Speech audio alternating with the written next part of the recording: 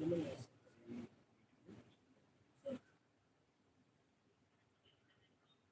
the problem page first page. Okay. Then any page చూడండి. Yes, contact private limited. Product suite and that's again. Product suite.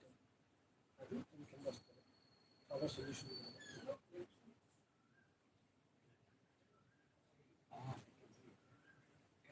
PPT లో వస్తుంది.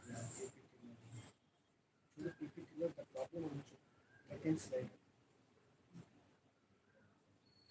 Second slide. దాని కింద our solution.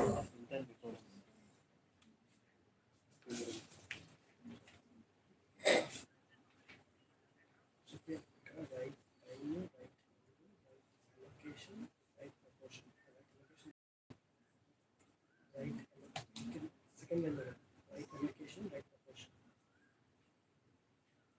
Third line లో AI optimization.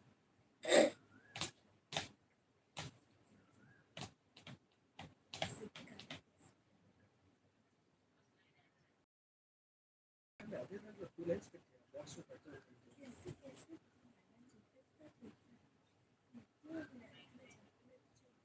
Right time, right window, right allocation, right proportion.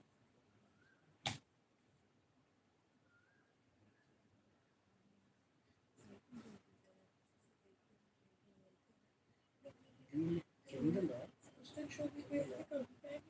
ఈ BS problem పైన slide నుంచి BS fintech private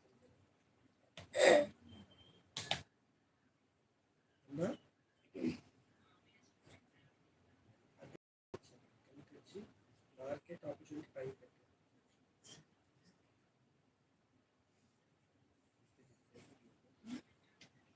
ఇక్కడ market opportunity ఒక స్లైడ్ నుంచి వచ్చారు. అంటే ఇందులో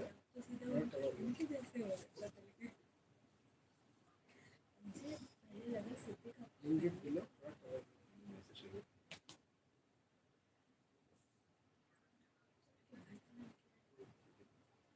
business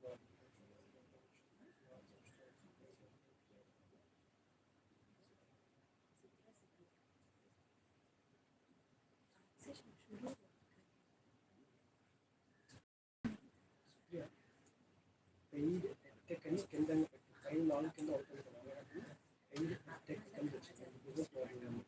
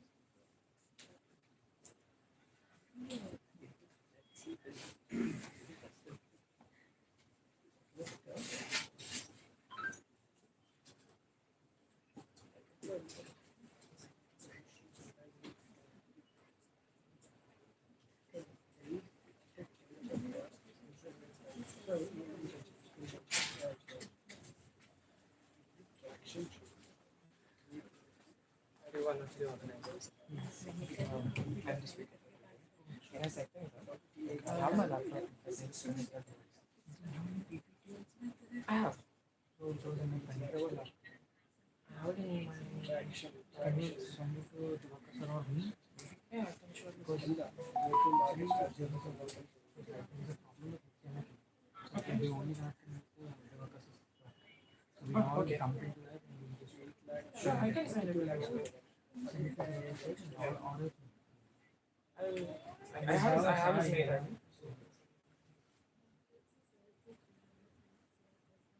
Do we usually start late?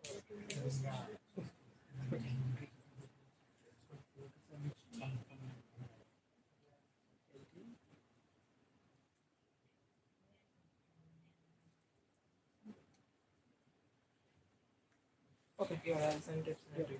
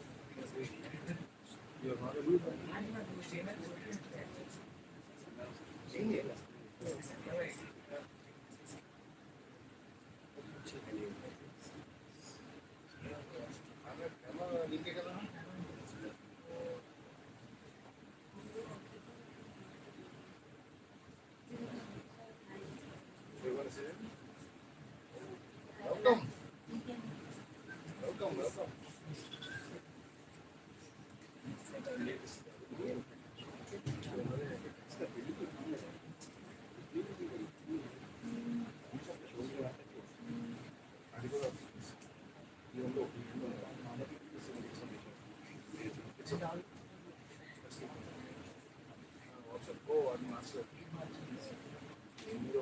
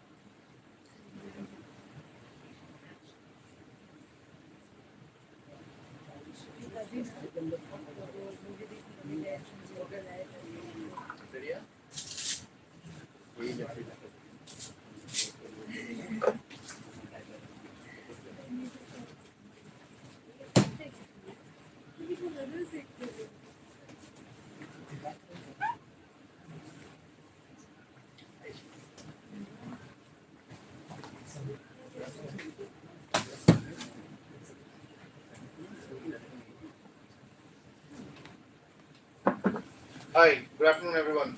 We're starting a bit late today, but I think we can cover it. I'm Diwakar, CEO of LGV Private Limited, and I'm volunteering with Andhra University Incubation Council, AHA, hosting this show. Welcome to Startup Saturdays, a forum for innovators, entrepreneurs, investors, and other startup enthusiasts.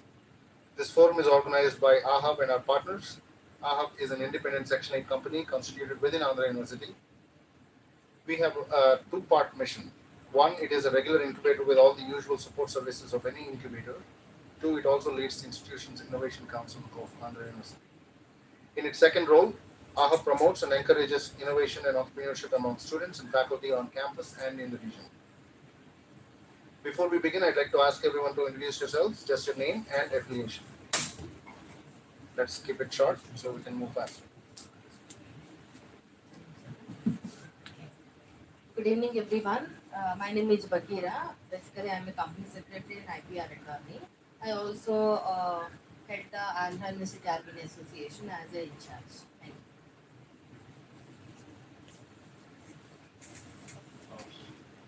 I am Vimal. I'm a nature educator and I founded Wilded, and I'll be speaking to you later today. I'm Satish, pediatrician, Rainbow Hospital, and a research analyst at PS Fintech Private Limited. And these are my interns. I'm Zahid Siddiqui. I'm a student at Gayatri. I'm currently pursuing MBA. Good afternoon, I'm Varsha, pursuing MBA at Gayatri Vidyapesh. Good afternoon, I'm Shreya. I study in PS University in Bangalore. I just finished my second year of engineering. Good afternoon, I'm Avinash. I'm currently pursuing my BBA at Andhra University. Good afternoon, I'm Gaurish. I'm completing my diploma final year computer science.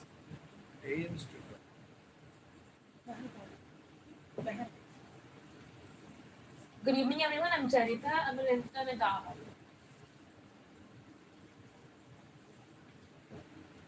Good evening. My name is Sriram and currently working with an organization called Bharat Charitable Trust BCT and founder of Gramina Incubation Center. Founder of Gramina Incubation Center. Hi, I'm Siddharth. I'm the executive director of Laya, an NGO based in Srinagar.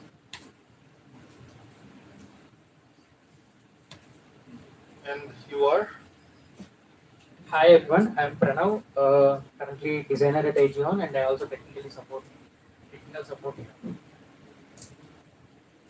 Thank you. A very warm welcome to all the speakers, guests, and attendees. Thank you for joining us today. This forum's purpose is to establish and build an integrated ecosystem with a variety of supports for entrepreneurs. It is open to everyone, and we hope you will take full advantage of it by participating and contributing. If you're wondering what can and does happen in these sessions, here is a brief outline.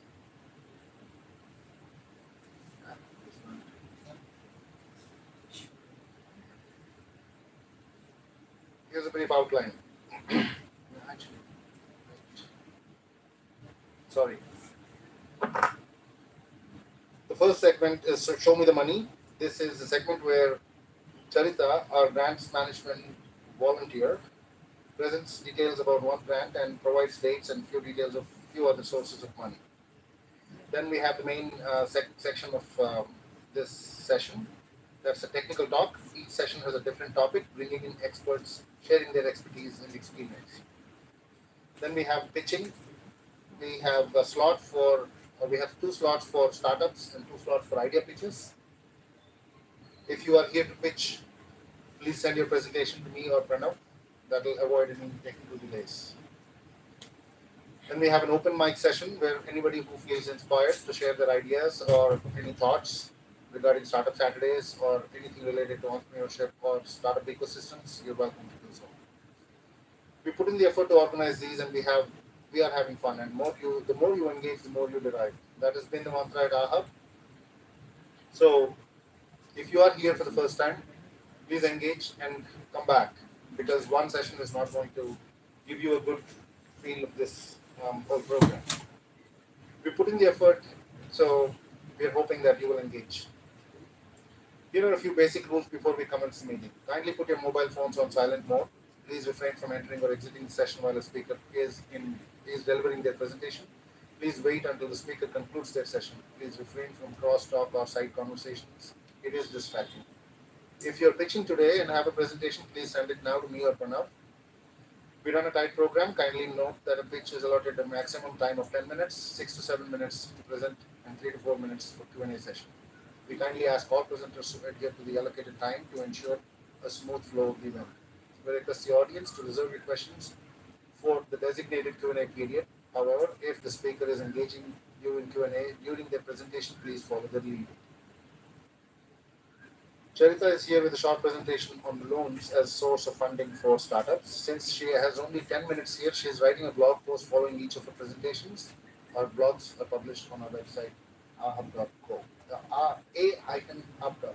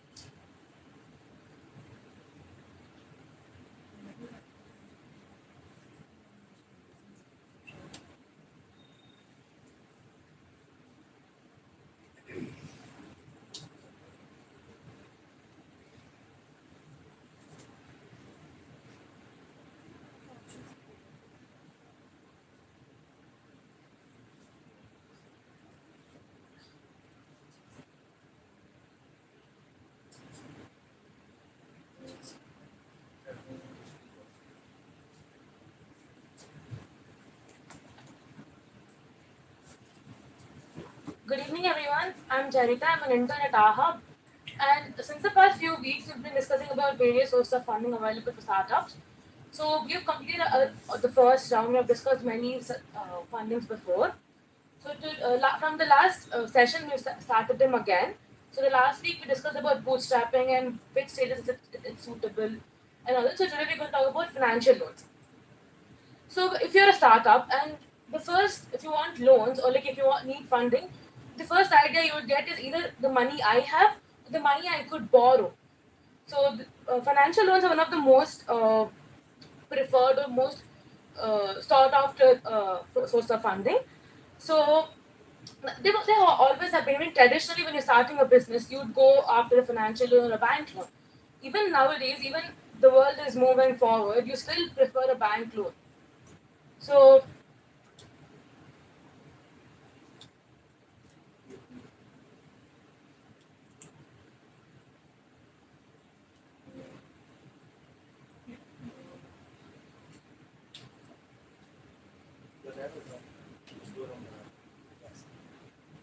Yeah. No? Scroll.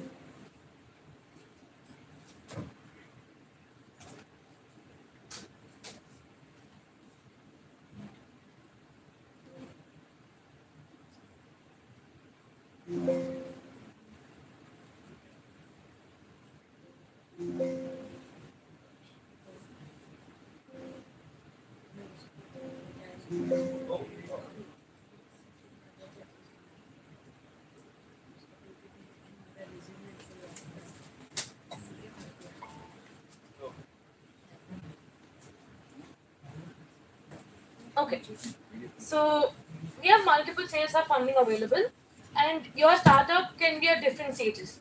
So, which stage would you choose bank loans, and is it available for your startup at that particular stage?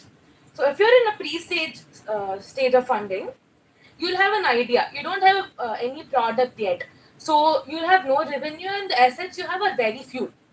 So any bank will not be ready to give out loans if you're in the pre-seed stage because you don't have any product to show for. You just have an idea. So the bank financing options at this particular stage would be personal loans or either credit card loans. So if you're in the early seed stage, so it means you have a prototype or an MVP and you have started building little revenue. So it could be like little first invoices or limited operating history. So at this stage, you can choose bank financing options like government bank loans, like India's Mudra or SBI micro loan. So there's and you could also buy secured equipment loans.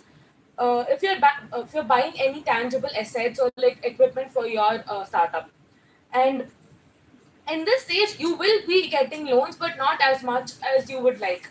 So they'd be very limited and very they'll track your every move, because even the banks have to know that okay, I'm gonna get my get the money back.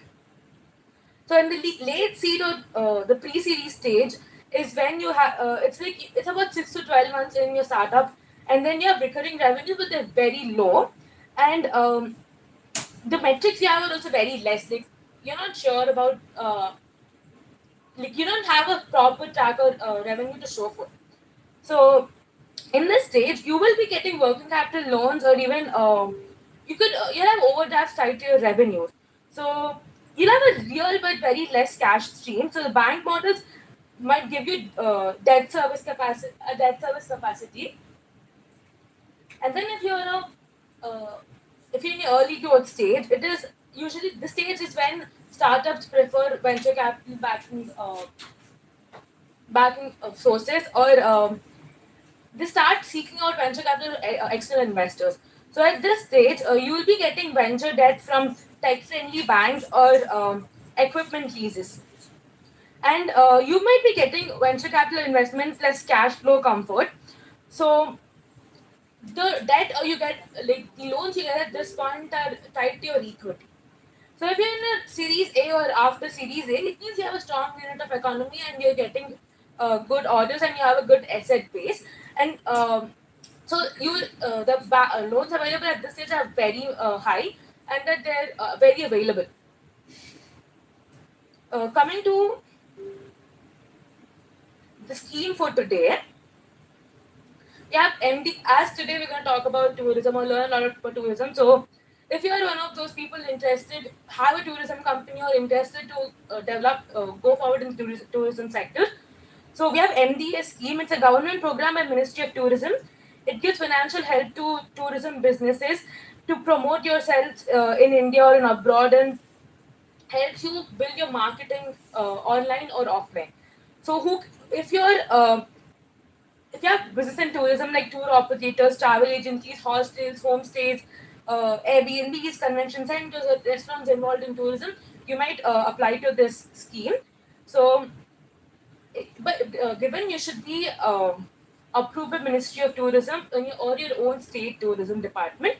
So if you get this, if you apply to the scheme and you do get it, so what all are under this? So the government pays if you're applying or going international promotion.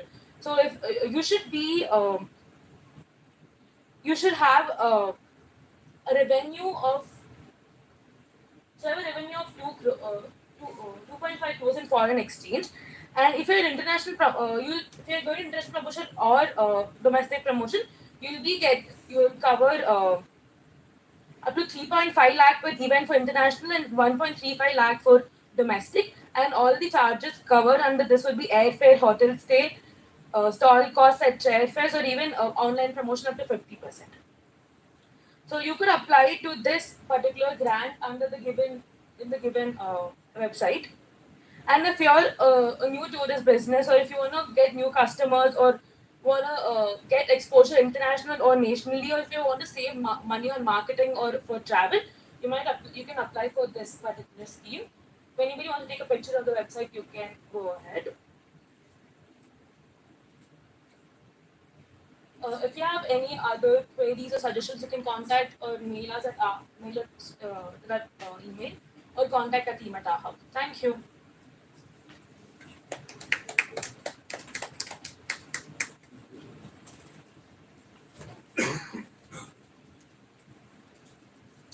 Thank you, Chitra. There was some confusion about thresholds for, so you might want to clarify that.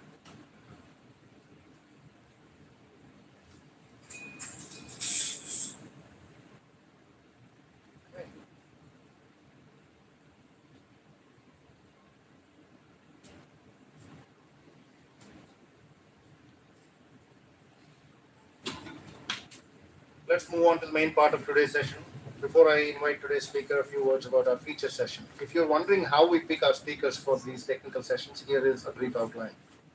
We focus at 4 levels to explore entrepreneurship and bring you the best of ideas and depth of understanding. We look at the individual, the company, the sector, and the ecosystem. Each level has a distinct set of challenges and opportunities, suitable set of skills and resources, and provides a level of understanding of entrepreneurship. If you're already an entrepreneur, these talks will help you understand the journey. If you're considering it or are just exploring, these talks will give you a great intro into the journey. Today we'll focus on a sector, but geographically limited to Visakhapatnam and the region around us. Vizag is already a prominent tourist destination, as most of us know. With our stunning landscape, proximity to the ocean on one side and Eastern Ghats on the other, we have all the natural elements to be a premier ecotourism destination. We have a few startup companies in this space trying to leverage our natural assets. Today, we will hear from one of those founders. Mr. Vimal Raj discovered ecotourism and his love for life around him a few years after he finished his engineering degree. He treks, tours, and travels around the region, collaborates with professionals and practitioners from a variety of professions, documents and shares much of what he sees in the nature around him, and has been consistently trying to bring a professional and responsible approach to enabling affordable access to natural and wild areas. He has been taking interested groups on short and long tours to explore the intertidal zone, nightlife in the forest, stargazing on clear nights, and engaging with indigenous communities. Let's hear from his journey of almost a decade of starting up while working full-time jobs to make ends meet. Thank you, Vimal, for spending the time with us. Please.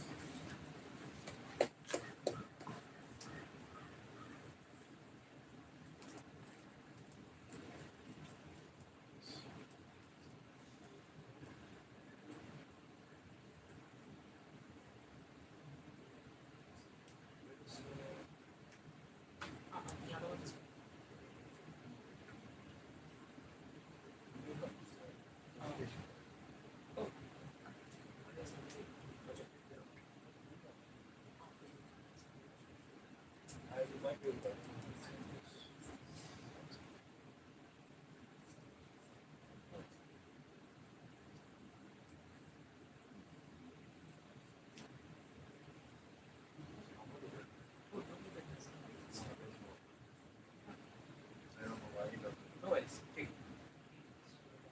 So you will have.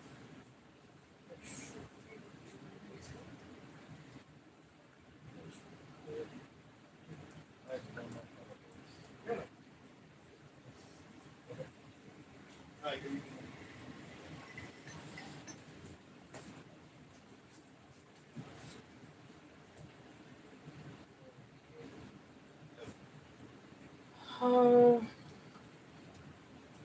This is weird. Okay. I think no worries.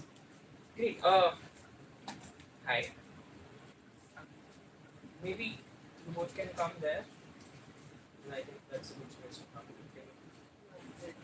Oh, you want to sit there as well? Great. Yeah, hi, I'm Vimal. We'll get to know more about me, but let's get started with simply what. You guys saw the poster, there was something called ecotourism written on it. Did you guys? No.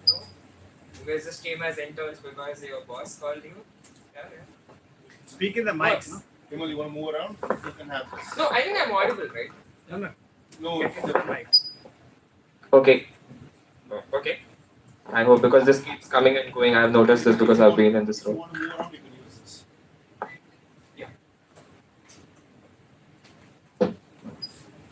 Yeah, I don't know how to beatbox, but every time I have a mic in my mouth, I feel like them. It's quite fun.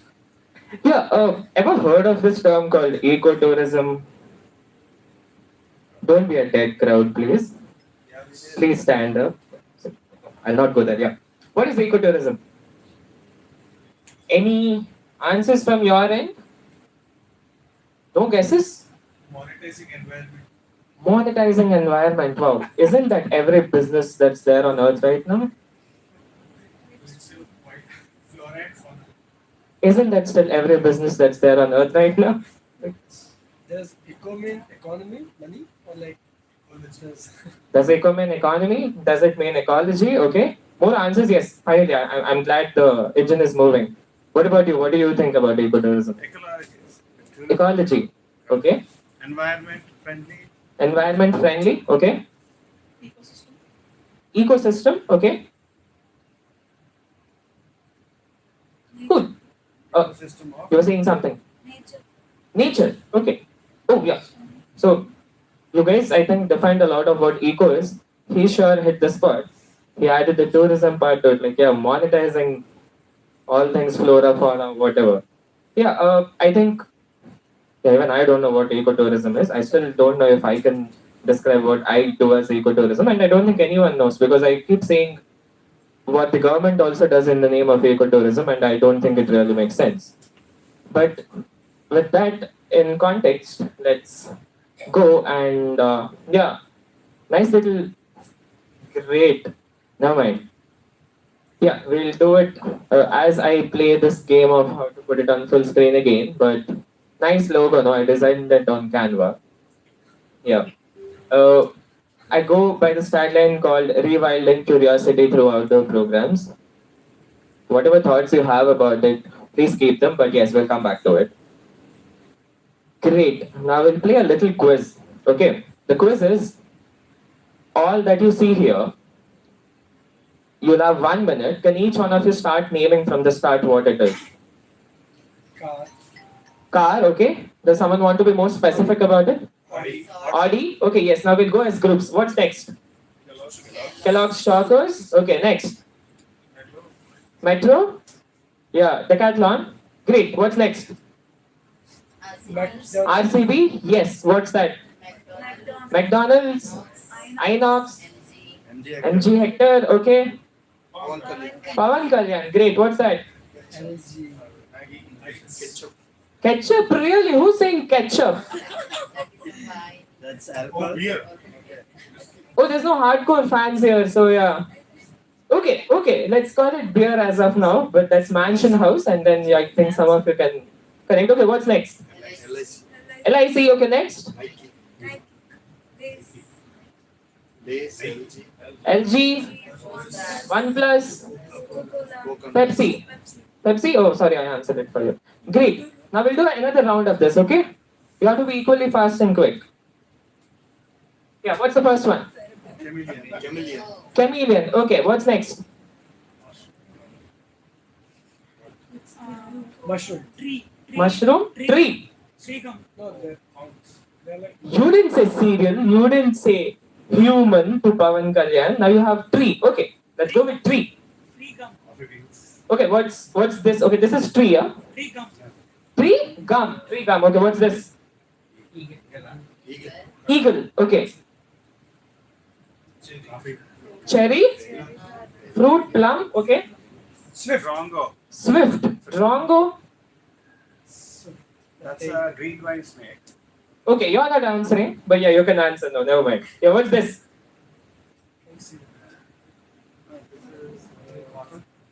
Cotton? Okay. Mm-hmm. How about that? Flame of the forest. Flame of the forest, okay. Butterfly.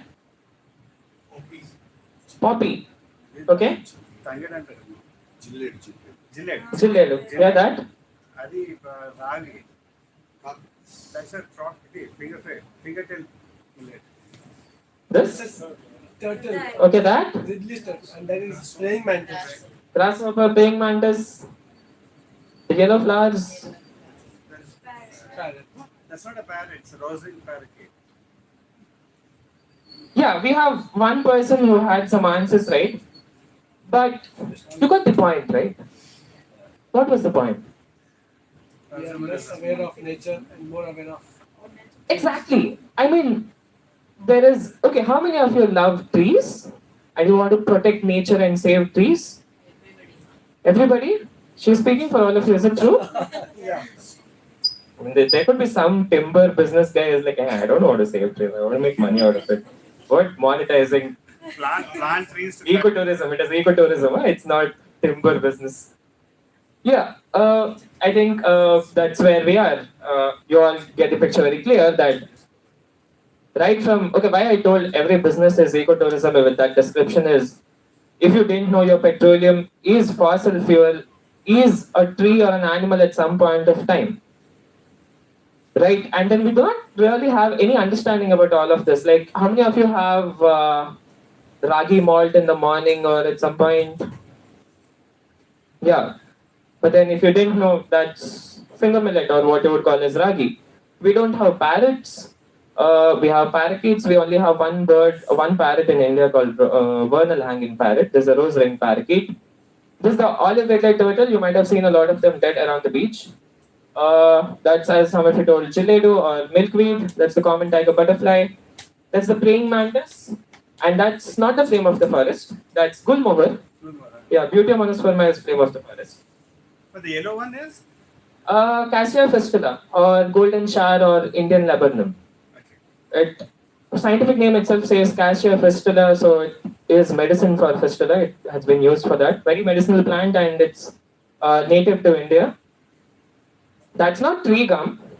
That's a fungi which grows on trees. That is not a berry or plum, and that shows that our understanding of ecology around is mostly what ends up in the supermarket or the market. That's your banyan tree fruit. That is not an eagle. That's the black kites which you often see flying around when you drive by the beach or even in EU when you go. That's the drongo, the bird, not a swift. Green vine snake, as I told, Telugulo pasarpam antaru. This is pongam, the Indian beech tree. There's some Indian chameleon, and then both of them that you see there, the starfish, and then the other one is called a feather star, which are also like marine organisms which you very much find on the Vizag coast. Now, why I did this activity, you guys really understood, and I think this is where I set context with all of it. All of you want to save trees, all of you want to do whatever possible for nature.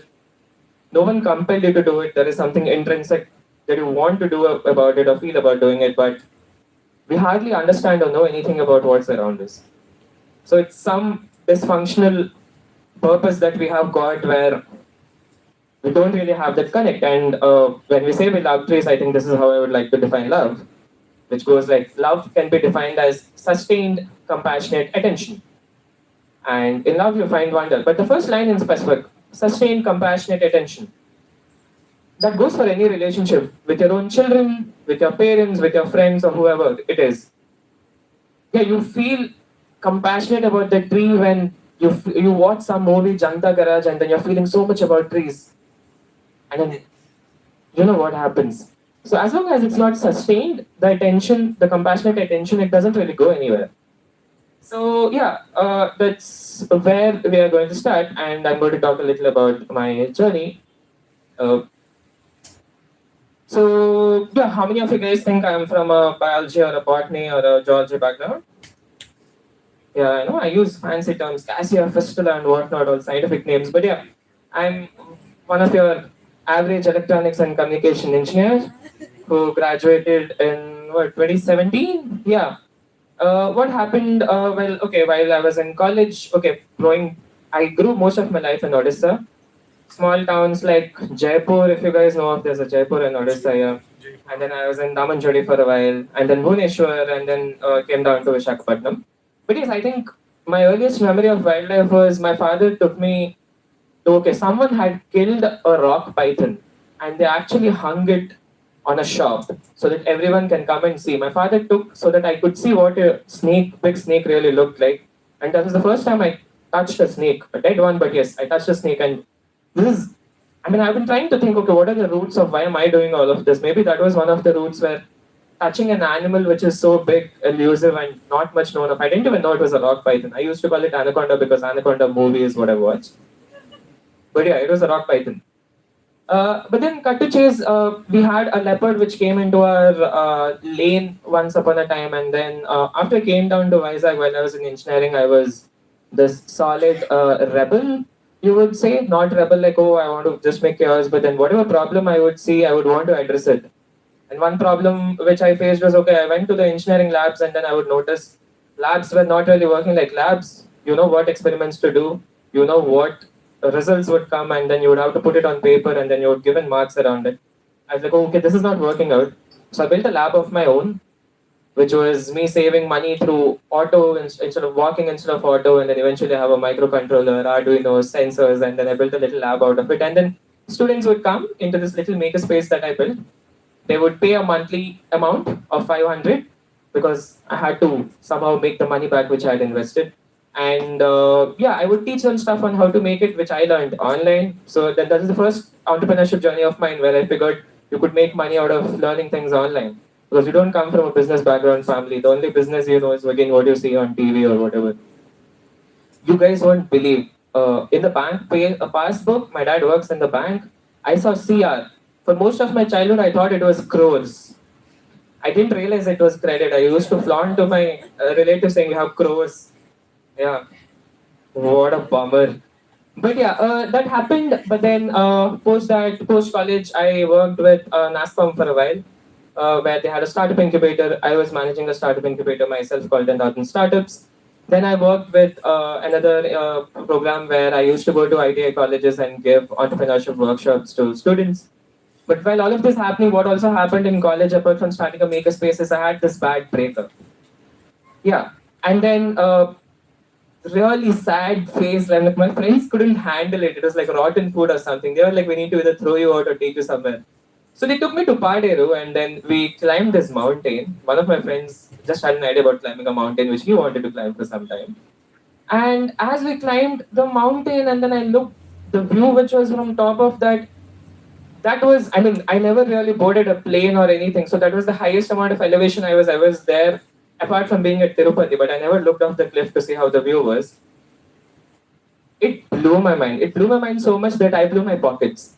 All of the money which I had made doing workshops or whatever, I blew it all in traveling. Every left, right turn that came in the Eastern Ghats, we would hire a car or whatever, me and a couple of friends.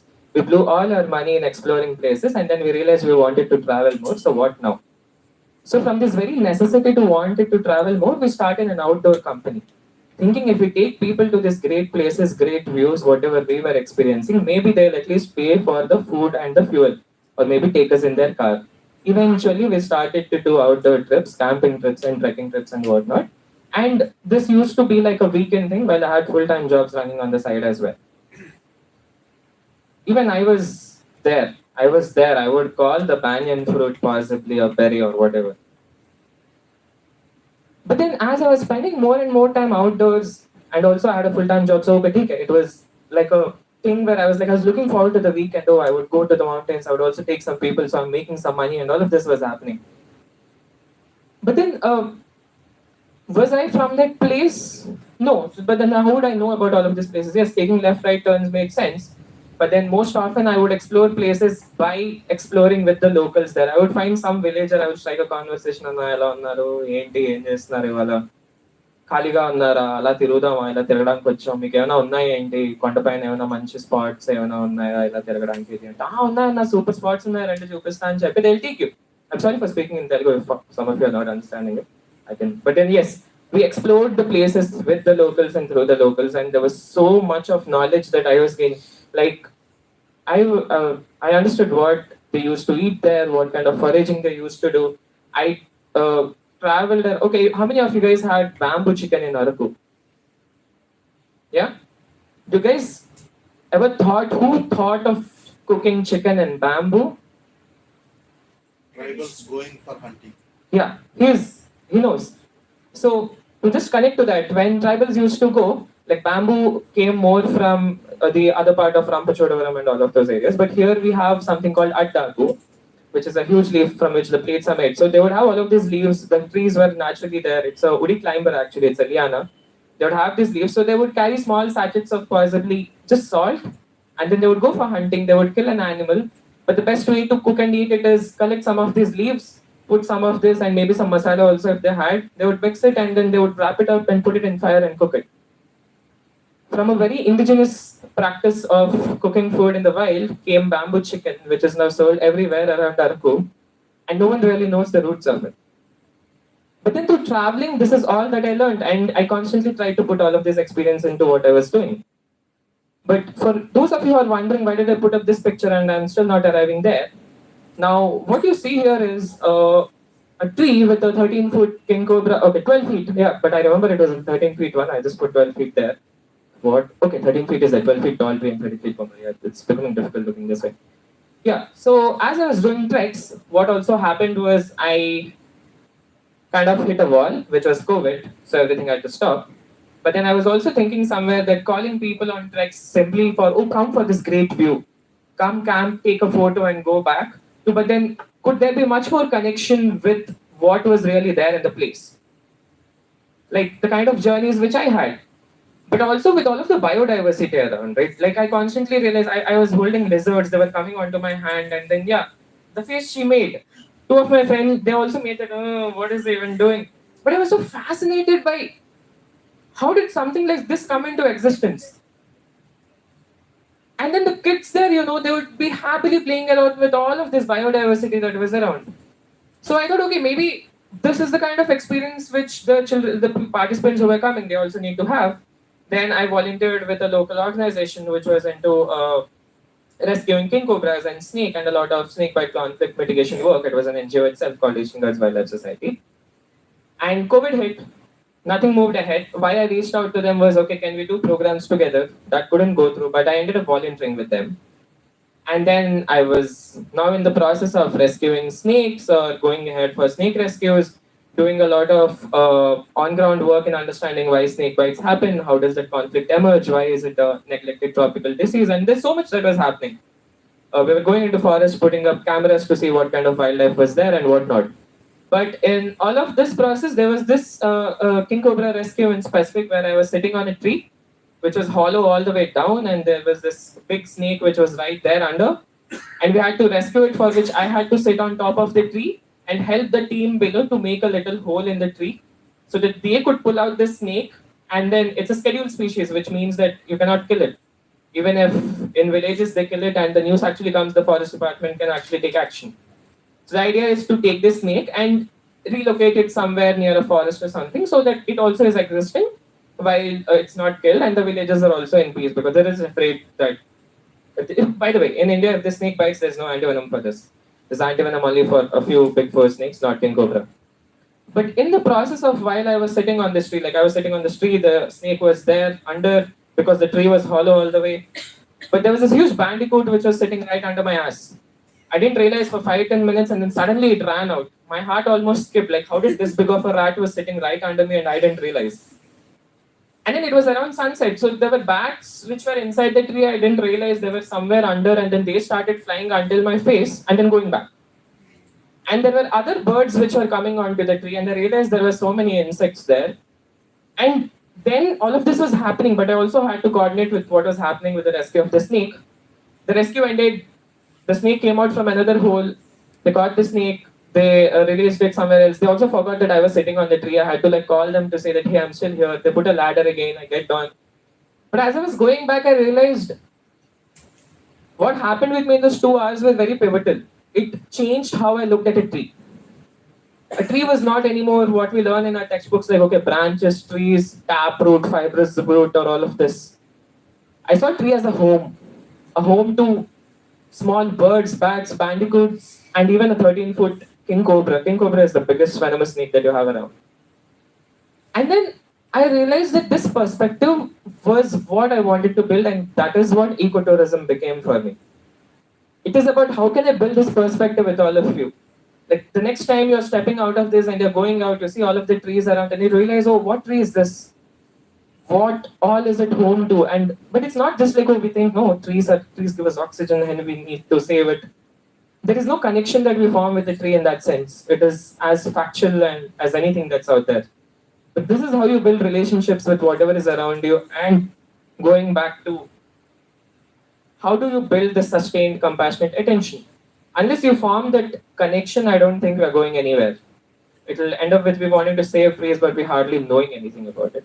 So yes, I'm in the business of building perspectives. I'm in the building perspectives through traveling, observing around, and simply learning about stuff in a much more engaging way. Yes, through Wilded, before we used to call it Stardust Adventures because it was purely like treks and camping and adventure programs. But we did around 400 plus outdoor programs, so you can do your math on how many weekends I put into it. Around 5,000 plus participants. I think they love nature to some extent. Yeah, we do a lot of programs like this. We go to the beach during the low tide and we explore the marine life there. That's the Indian chameleon. We go in the night and explore, as you told, the nightlife. The nightlife you guys know, and the nightlife I know, there's a stark difference. Yeah, a lot of programs. A lot of programs is what we did. We have a museum program where I have like a nature museum of a lot of stuff which I've collected, which I can put up anywhere, like wonder coming up anywhere. Yeah, whole lot of programs which are very very interesting, not just for children. Though there's a lot of children around here because adults think this is not interesting for them. Oh, बच्चे को भेज देंगे 3 hours is good time to park them somewhere. But that's also the strategy of the business, which we'll come to. So yeah, this is what I do. And yeah, before going to the next slide, we'll take a breath. And if you have any questions, I can take any thoughts, not just questions or whatever. Yeah, I learned about all of this in books. Okay, books, the internet, friends, experts, and all of these people. Yeah. No questions? Are you going to tell us more about the museum later? Or? Sure, you are. So, okay, how do you spot there's a tiger in the forest? How do you know that you have a forest, and then how do you know there's a tiger there? So many bird calls. Bird calls, okay. Nature will reveal like. Yeah, there's alarm calls which can reveal that, oh, there's a possibly big predator. Yeah, yeah. What else? Smell is to have good smell. What's the first? Okay, huh? Smell. Smell. Okay. Prints. Footprints. Okay. What else? Poop. Okay. No animals will be around. Really? Depends on how many animals you know about. There might be one. Okay. So yeah, that's how you know. You also listen to the sound. I mean, as much as we laughed about it, but just yesterday I was in a workshop where the amount of need there is in terms of bioacoustics is huge. But then that's where I'm coming. You know, a tiger is in a forest by its pug marks or the footprints which are there. You set up motion triggered cameras which, if the tiger or anything is passing by, takes photos, and then based on the prints, unique prints which the tiger has, the pattern which it has, that, or yeah, the poop. Tiger poop looks very specific. And whatever it eats, there could be some bones. If there's a lot of crab shells, it could be possibly an otter. So there is this whole signs of tracks and signs, SIGNS, signs and specific, to which you can tell what animal is there. Now, monetizing. What did you say? Flora and fauna.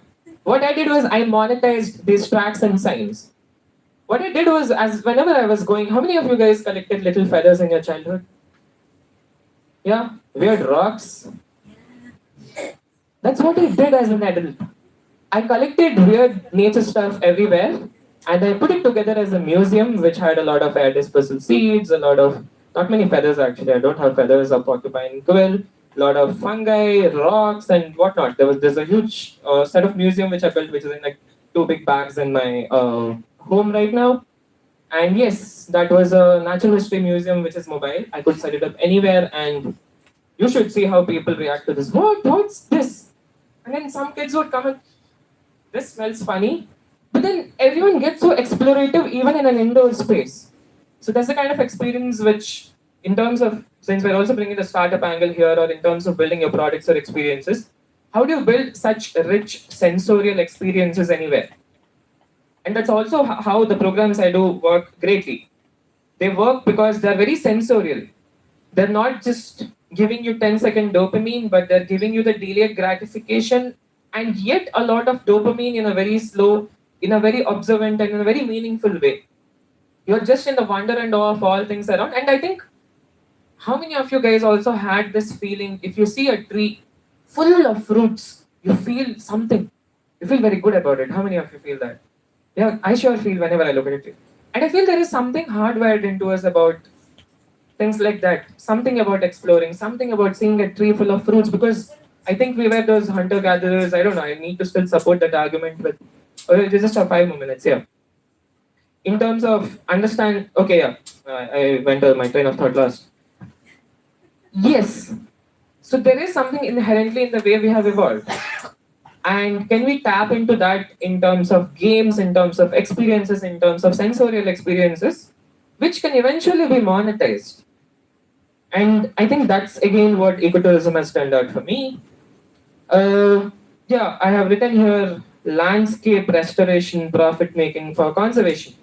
So yeah, let's say I do a beach walk, but then there is also this NGO out there who is working on marine conservation. What if we both come together and do the beach walk? The NGO is still having a cut of the profits. Maybe they do not have the skill to actually design a program, but we are coming together and designing a great program which is actually keeping funds for them also to do their conservation work. But also, I mean, maybe if one of you or if you guys come on the walk, you'll know better on how conservation comes. But then there's something called landscape restoration or profit making for conservation is what talked about. And I think 3 minutes? Yeah. Whenever this is like a format or a framework which I go with, whenever you guys are thinking of solving problems or even addressing problems, how do you look at it? I think we are all trained even in incubators. I think I have been there. It's about, oh, how can we make money out of it? But you need to understand that every problem comes with its own complexity, and that complexity comes in terms of a social challenge. Like a great real estate project like MK Gold Coast, which I saw in Yandada, is so big that the people living behind that apartment and between that mountain which was cut, the hillock which was cut in half, are getting 3 hours less sunlight. And then you would have heard vitamin D, sunlight, and all of that. Groundwater. Frameworks right now tell you that, oh, if I buy this square piece of land, that land is mine. But what about the water under which is shared by everyone else? Do still other laws governing those water bodies or aquifers? There are a few, but then how do you come up with all of this? So ecotourism, when I'm thinking of ecotourism and I'm going to a place and I'm saying, oh, I'm going to set up 10 treks here every month and I'm going to do all of this. But that is ecotourism for me. What does ecotourism mean to Ishwar Rao, who is in Kandalapalam village near Paderu, and what does ecotourism mean to him? Does it mean that his children, statistically as of now in his village, many children are in Vizag working in catering services to clean plates? Not that there is no dignity in doing that, but there are people who have land, who is from a long time their profession, rather their need or their livelihood has been farming, but now they have completely left it.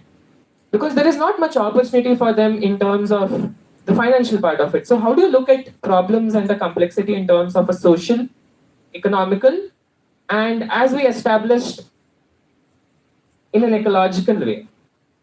It's not always this, there is this also on which not just your life is relying on for oxygen or something, but this, trust me, once you start understanding the science of all of it, you'll notice that, okay, you'll possibly, if you didn't know, because a big whale poops in the ocean is why you're primarily breathing oxygen right now.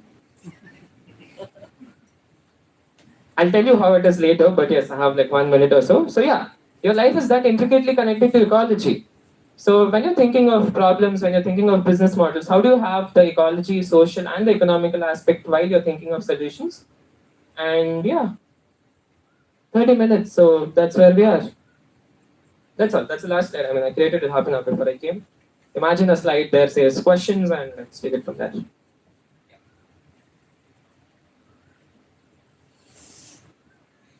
you explain the whale pooping part?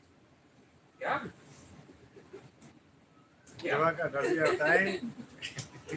One last question. I didn't get that part. How do you convert the economy part into this business? So you like revenue model. What are revenue streams for this? Yeah, I was thinking someone would ask, so I would still hit that 30 minute, but I can answer. No, go ahead. You have the Q&A session, right? Yeah. Q&A That's 10 all. minutes. I know. So, yes, Ishwara, who is the local, he practices farming. If you guys didn't know, there is the Kharif and the Rabi pattern. So he's farming. It's not like I'm going and saying you don't farm. Let him practice farming. But also, that place we are very much sitting at, that rocky place, is where we camp. So I go to his village where along with him, that's his son and that's another person called Ramarao. And all of these guys help me in setting up ecotourism there in terms of cooking food. And again, the food is very much what they're growing there. In terms of this, the water in that spot, we do not have water. So even carrying water from elsewhere, so in terms of watering whatever we need, they are the people of that land there. I have explored the entire space there with them, and they themselves are the trek guides who go around taking us on all of these experiences. I facilitate the experience in a way that if you have come on the trek, I am asking you to ask him questions. Okay, Ishwara, ఇక్కడ ఏం పండిస్తున్నారు? What do you grow here? How does your day go like? ఈతకల్లు year అంతా ఉంటుందా? లేదంటే or if only in some seasons? How is your life here? And there is this interaction there which has to be very seamless also, because as you start asking, he will answer and you will have more questions and this interaction will happen. And then we go to the waterfall and then we come back and all of this is happening. And then for all of this, I pay a certain amount of fee to them. Yes. So for them now, apart from farming, there is this alternate source of income. And then even for the youth who are coming next, for them also they see this as an opportunity. But then there's the first order of how I make income. How I, as in okay, rather I would say how we make income. We together do this tourism, as in these treks and all of this. And then as people are leaving, the food they had was very much grown there. And they're like, oh, is this rice grown here? It seems very fragrant. And then they would say that this is all done through natural farming, because that's what they do there. They do not use any chemical fertilizers of any sort. And then they're like, oh, great. Can we buy some of this rice? Because if the rice is so great, no chemical, you would like to buy and take some back. And comes all of the non-timber forest products and the farming products, which can essentially form as another source of income and the next order of market that will be created for them. So yeah, as of now, we do multiple programs like this in the Eastern Ghats and also here in Vizag. The idea is, okay, how many of your parents here? Yeah, how many of your parents here? Parents. You're married? Kids? Happens. Is this looking into the future? No need to that. Yeah. Are you scared of your children going into the outdoors that some insect will bite them? They'll fall, something will happen. I've seen most parents have that. Yes. Ballante by babu janala. Huh. Ballante edo teliyadu. I had those experiences. So yeah. So that's where we come into place. We are a set of people, like this is how I'm defining the brand value. A set of people who can facilitate children and adults, but we have to position ourselves in some way as a business also. So for children, where they can have some safe time outdoors, away from screens, and they're spending good 2 to 3 hours exploring nature, climbing trees, and they're very safely coming back home and telling to the parents, you know what, I saw this carpenter bee and it was going into this hole into the tree. The parent has no clue, but the parent can sense the sense of joy the child comes back with, the sense of exploration they come back with. That is what we are selling to parents. A safe space where children can come, and then eventually these programs grow. But then this cutter entrepreneur in you, businessman in you will think, okay, now how do we make money constantly doing these trips? How many people? Because can I always hear? Same question. I would get that. Then how many people like me have to be there doing this? But then imagine you as a parent, you have sent for some number of these programs, and then you realized, wow, my child is actually away from screen and exploring nature. Now, if I possibly sell you games, I possibly sell you an online community, I possibly sell you a subscription of sorts, which is keeping your children away from screen for half an hour to 1 hour a week. Because honestly, that's also not something you're able to manage. Will you shell out $500 a month? That's something I want to pilot and see. But from what I've seen, I think parents are so tired to keep their children away from screens. And I think that's my competitor, someone that screens. Or the weekend programs, if I'm doing programs on weekend, the movie which they're going to, rather, can you come spend time outdoors? And then once they come into the experience, they buy into it, they realize, wow. But then this is not something new I have invented. This is always something which was there in us. We were always doing this. Like just the other day, I was discussing with a friend some sustainability, etc. discussions. He was like, you know what? I think I would talk more about how to conserve a lake. With the person who is drinking alcohol and possibly throwing the bottle there by the lake, rather than someone who is always at home and knows nothing about how a lake looks. Because still, while having alcohol or whatever it is still building some connection with the lake. And there is still space to reform his behavior because he's already connected to that place. So how do you build this connection and also make money? Yeah, so that's where I am. Give me a minute. Give me a Similar minute. strategy was also used for restoring, the bird sanctuaries in Kalidio and also. Yes, very much. I think most national parks are surviving right now because of this kind of model. There is that whole aspect of trade-off. You don't want to disturb wildlife, but like there is this two schools of. Poachers were made into guides. Yeah. You should look into what kind of model is there in terms of Irula tribes at Madras Crocodile Bank Trust. We'll talk about it, but yes, give me a minute. I'll just tell her. Yeah. So what happens is whales come to the surface. They also have to often come because they have to breathe. They go back and then while they poop, the poop is a lot of nutrients. And as they're pooping and these nutrients are there right on the top layer of the ocean, there is currents also which are taking them around. Now these nutrients, if you remember, there was this concept you might have learned as eutrophication in school. It's not eutrophication, but basically if you have a lot of nutrients in water, you will have a lot of algal growth. And by algae I mean here phytoplanktons. So what happens is when whales poop, this nutrient helps in phytoplankton growth in the ocean. And one of the myths I'm going to break now is Amazon is not the lungs of the forest. More than 50% of the oxygen that you breathe comes from the ocean by microscopic little phytoplanktons. So the poop helps the algae to grow, which releases oxygen, which is a lot of how the Earth's oxygen is there. So if you keep killing whales, there is no other animal right now which can poop that much, which means there is not that amount of algal growth. And if that does not, that algae is also food for a lot of other marine organisms. If that collapses, you can just draw the links from there on. Yeah? Thank you. Thank you, Manu. That was very interesting.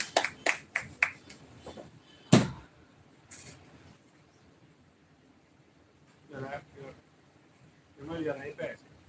Oh yeah, thank you. My mom would bounce and see. I thought that was a donation for Startup Saturdays. I count myself part of the ecosystem. Thank you for donating it back.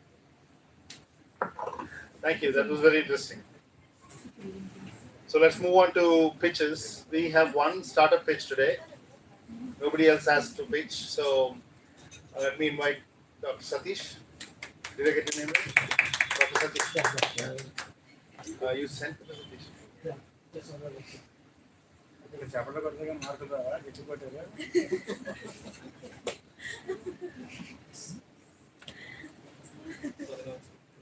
Band వచ్చింది.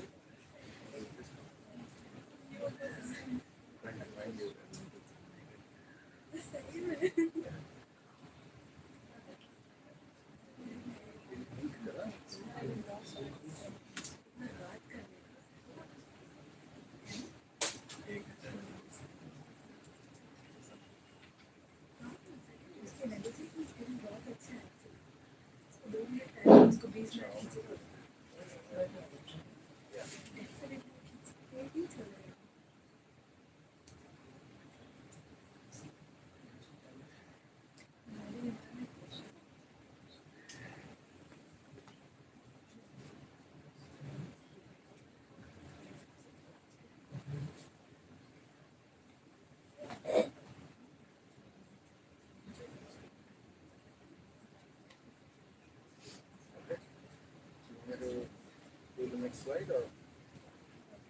Okay. You start to 3 minutes. 5 minutes. Oh, sorry, 10 minutes. I will take one minute. Today, let's assume Ratan Tata came, Ambani came, Mahendra Singh Dhoni came, Janvi Kapoor came, Amitabh Bachchan came, and Lata Mangeshkar and Rahman came.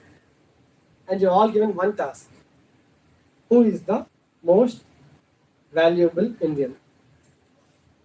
Who would you give? A.R. Rahman, the best in his field, like the best in the world possibly. Lata Mangeshkar, the best, no wonder, the singer. Similarly, everybody, from the best teacher, best scientist, entrepreneur, Modi, everybody came from India. And you have to choose one best, most valuable Indian. Who would you choose?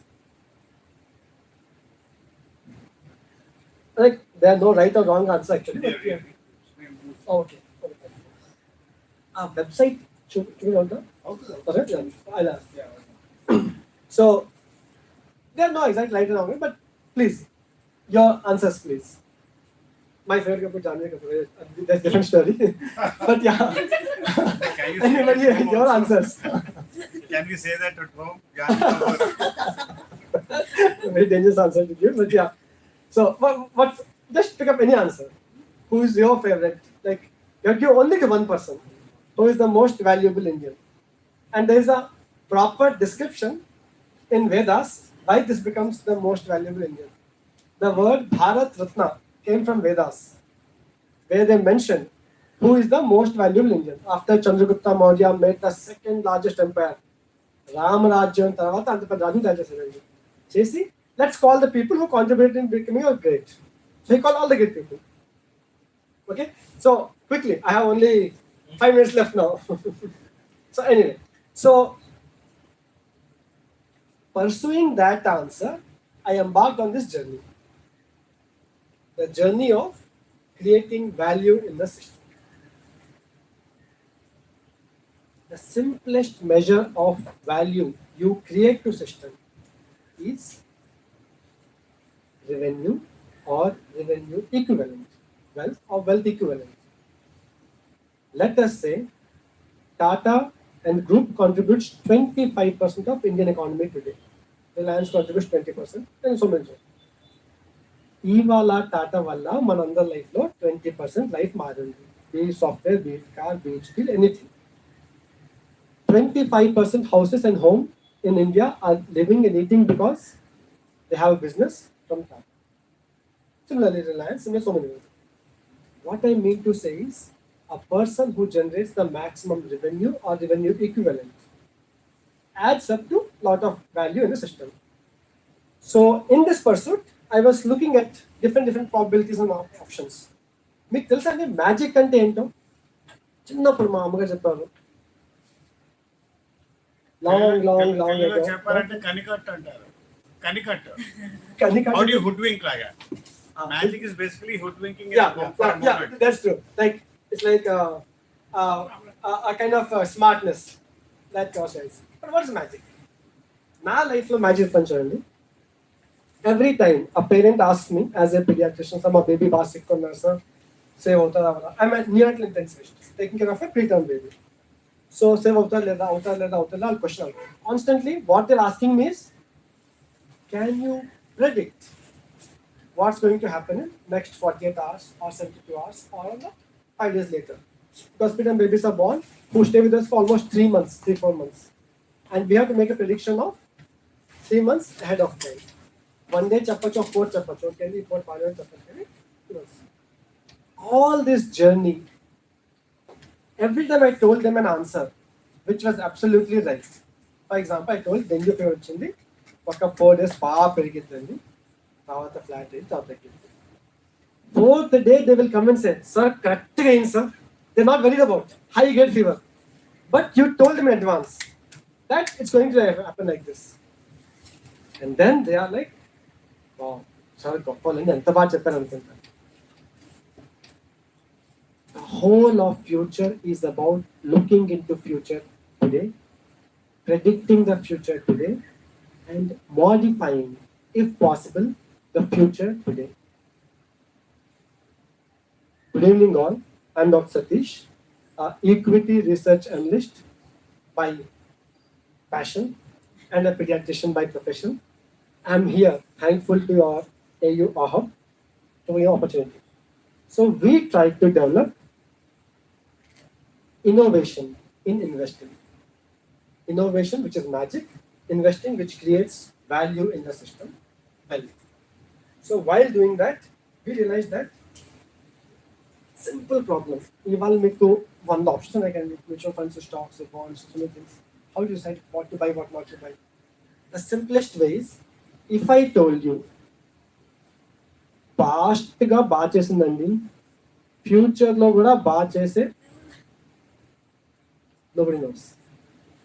If I gave you a future looking prediction model using deep machine learning algorithm, I am a fully qualified neural network analyst. So we work on deep neural networks. అందులో కూడా graph neural network is the latest module. So we are trying to integrate that part into wealth creation. If I told you ఇందులో పెడితే ఎంత probability వచ్చే అవకాశం ఉంది, ఎంత probability risk ఉంది. Trust me, my dear friends, that is real magic.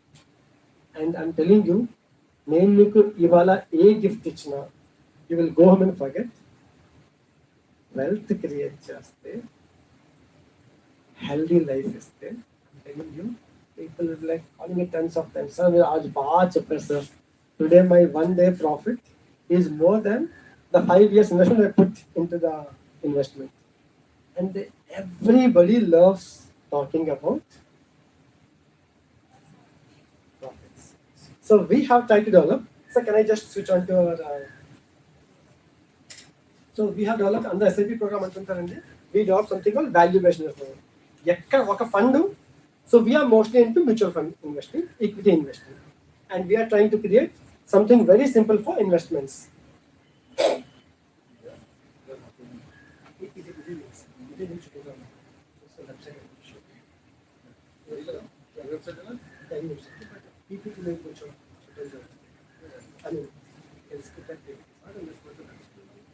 So today we are going to show the future of investing, which has been brought into the world today.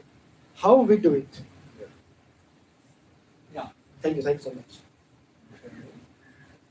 Yeah. Oh, Ingo choose state order. I can choose. Okay. So I have to possibly put the pen.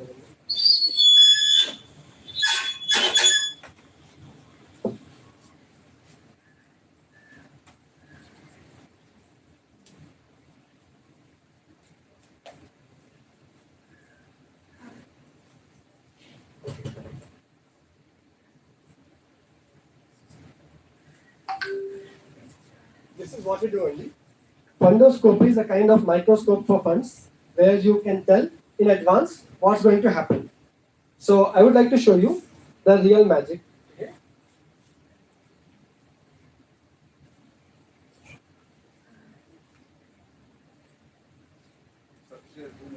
Yes, I got it.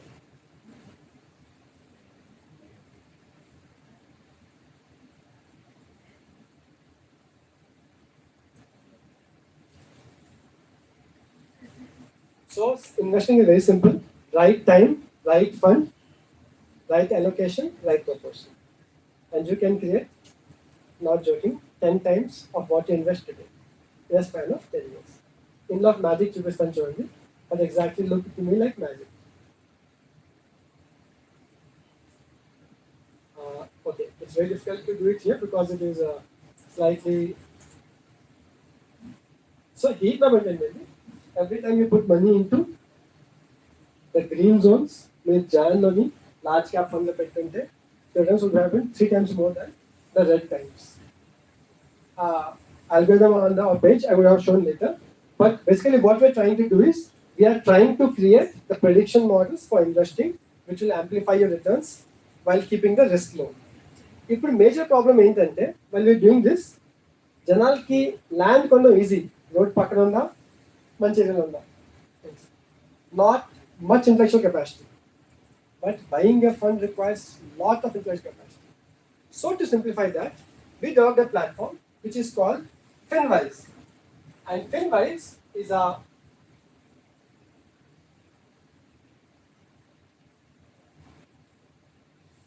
Did you say FinWise? FinWise. I thought you said FinWise.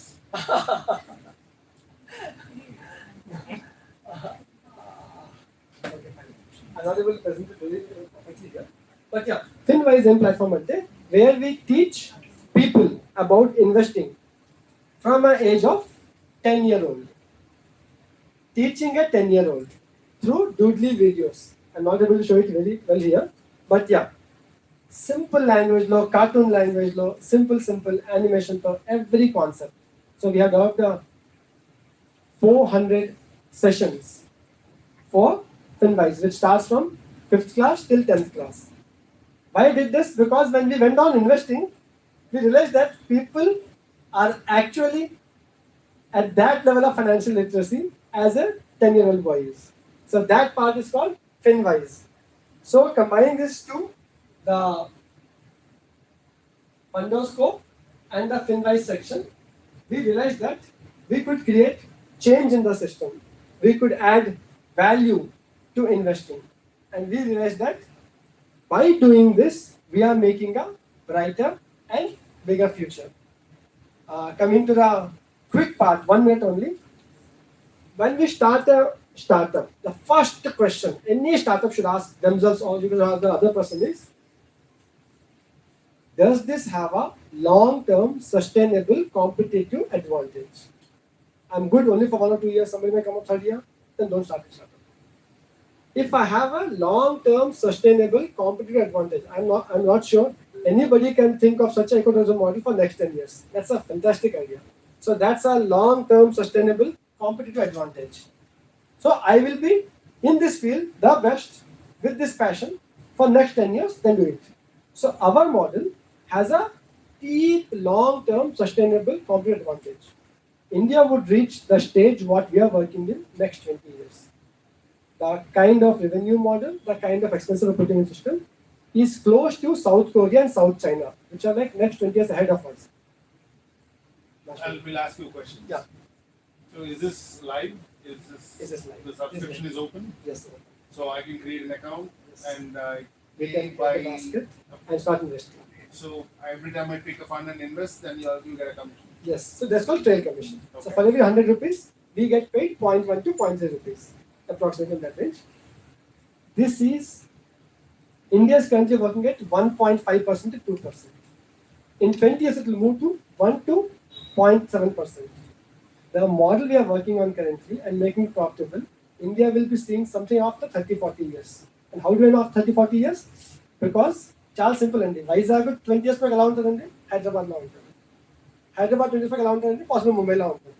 India in next 20 years will look like South China and South Korea. And this is the model in the pioneering phase in South Korea. So the whole India will move towards what we call index investing. And that we have brought what India is going to look after 20 years. America took 70 years to reach this point. And we have reached there quite ahead of time.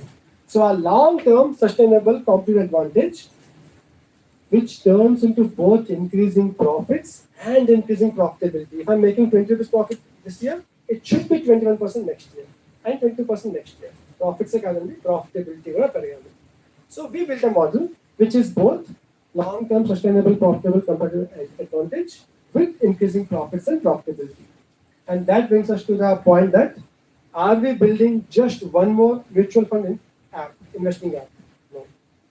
We are not building just one more mutual fund investing app. We are trying to build India's most innovative investment intelligent engine for those who know nothing and want everything from you. Thank you. Thank you so much for your time. Thank you. Go ahead, Siddharth. Go ahead. Can I just speak? Yeah, go ahead, go ahead. I'll be more than happy. Okay. So I'll tell you the first problem with this. Please. I don't know it. I'm not late. First problem is your dog. How do I trust? And I tell you what, I've seen thousands of these. How are you different from those? Perfect. That's in fact a question asked to me in 2019 September. My brother was presenting this in Dubai with all his colleagues. We have been investing from 2017. People made good profits. They asked, I would take my son to Satish, who is a pediatrician, but why would I take my money to him? Then it was such a deep moving question for us. I pursued my equity research and a semi-registered course, and I did my MBA finance. I'm also the only textbook on finance for MBA students, monetary management. And why you would ask me that why I am different? Two things I'm different. One is there are 3 levels of communities, investing communities. The basic level, 5,000 level, then 50,000 level, and then this premium level, 1 to 5 lakh level. The average investment capacity of most apps in India, including Grow and Provide all these apps, I haven't shown that slide, combined them, is 5,000 to 3,000 per investor. I am the only person who has access to the premium HNI medical fraternity group, at which the average investing capability of each investor is 1 to 2 lakhs. So that makes it a very viable question that if I were not there, let's say I were not there, this model was with any one of you, who is like tech smart and savvy. It would take you on an average 7 times more effort to penetrate the HNI client group.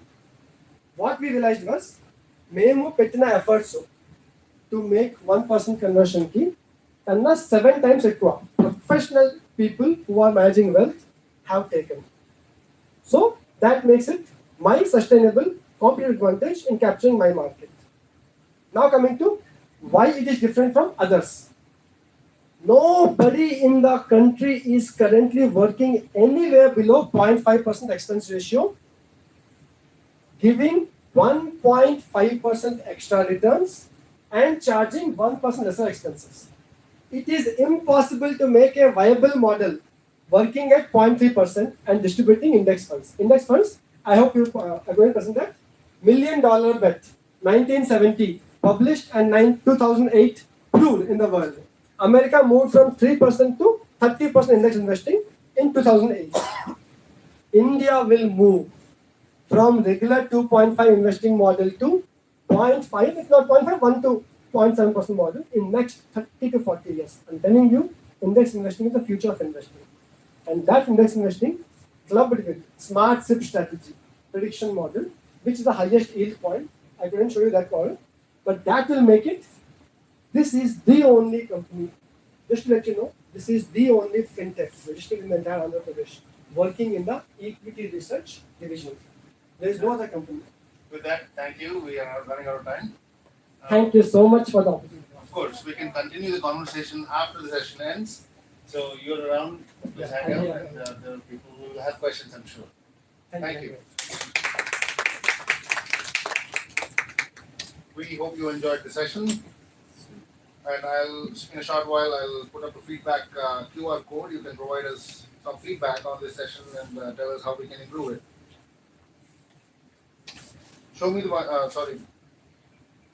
This show is sponsored by Andhra University Incubation Council in partnership with several entities. It is run by volunteers. Show Me the Money is brought to you by Charita, a first year MBA student at the Department of Commerce and Management Studies, AU. Show notes are done by Srilvani, who for some reason is not here today. She is a business analyst with PILS AI. Technical support is provided by Pranav, a fourth year student. I think he just graduated. Where's Pranav? Graduated, right? Congratulations. He graduated in Computer Science and Systems Engineering at AU, and Srinivas Savaram, Executive Director, Thai Vizag, and myself curate the show. There is obviously more to this effort than that meets the eye. This is a labor of love, and we will continue to improve on what our predecessors built. Support is always needed. If any of you are interested in volunteering and improving the show, please contact me. A few announcements.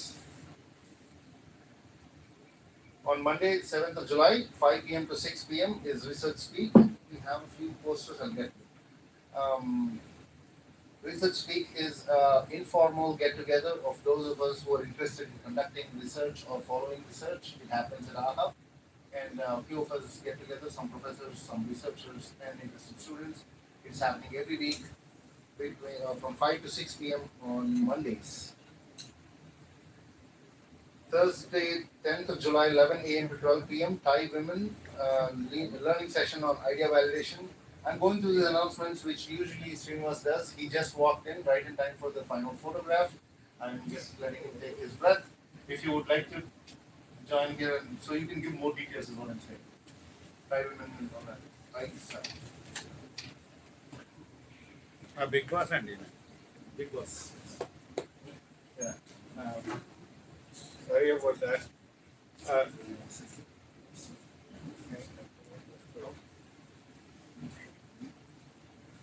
it takes just an observation before we move forward. It took 4 years before somebody decided to finally shave his beard and mustache and look a lot better than what he was for 4 years. uh, anyway, personal comments. 40 aside. years later. Yeah. There is, as a part of TIE, the Indus Entrepreneurs, there is a program that we do for students. There's a program that we do for.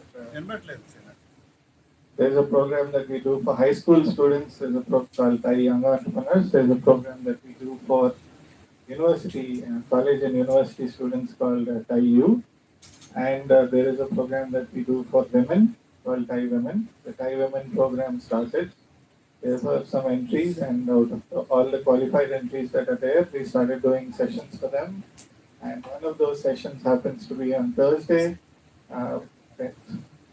And the next session is going to be on the 17th. The future ones, which are every Thursday from 11 to 12. If anybody, women, would like to join and participate or get to learn, you're free to learn even though you're not one of those applicants. It's we're opening it up so that other people can also learn and then maybe apply for the program in the future next year.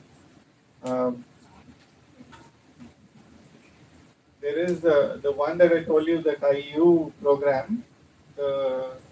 This is for university and college level students. If you have a startup and you'd like to be a part of a competition that happens that globally, and with prize money in dollars and all of that, plus learnings along the way, access to mentors, networking with mentors, investors, peers, and others, you can definitely join the TIU program. The poster is up there. Just follow TIE and you'll find the QR code and the links to register. The 15th of July, the date has been extended up to the 15th of July. For member institutions, it's free. Students of member institutions. For others, you need to become a student member, all the team members, and that is 1,000 rupees per year plus GST. Okay. And the rest, I think we can carry on. There's one, the HackAP Hackathon registrations are going on. The finals will be on the 27th of July. This is on life sciences. And if any of you are in life sciences, we would strongly encourage you to apply for that hackathon and participate, because we want to encourage innovation from all of you. Yeah, thank you. For those of you who are not familiar with our hackathons, many of you are new here in this forum. Our hackathons are not your regular coding just for computer science or IT students. We draw problem statements from real life, and these are sector-specific hackathons, so multidisciplinary. If you're coming in with a team of your friends who are your classmates, computer science engineering or whatever other field you're in, it's not going to work. You want to have a multidisciplinary team. So forming the right team is going to be the key to participate and gain any traction at these hackathons. And you want to give yourself enough time to really understand the problem before you attack it. So the problem statements are out quite early. It's not, like I said, it's not this your typical hackathon where you discover the problem statement and you get there. That's not how this works.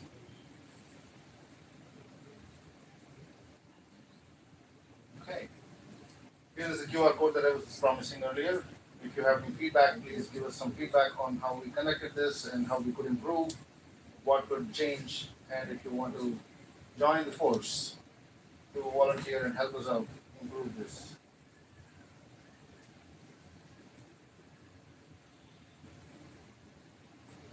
And then we have a WhatsApp group, Startup Saturdays WhatsApp group.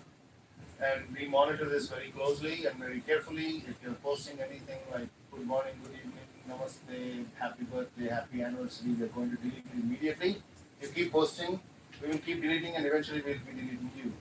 So we are very, very picky on who gets to post what.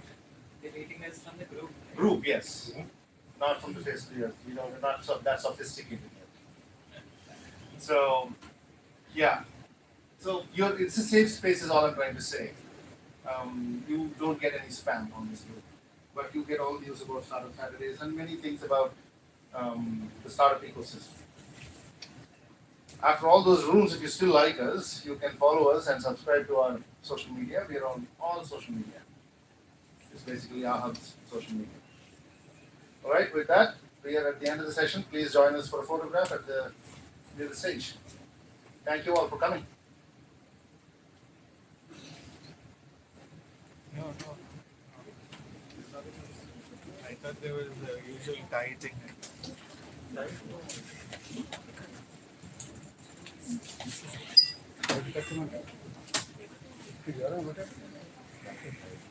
Please join us for a quick photograph.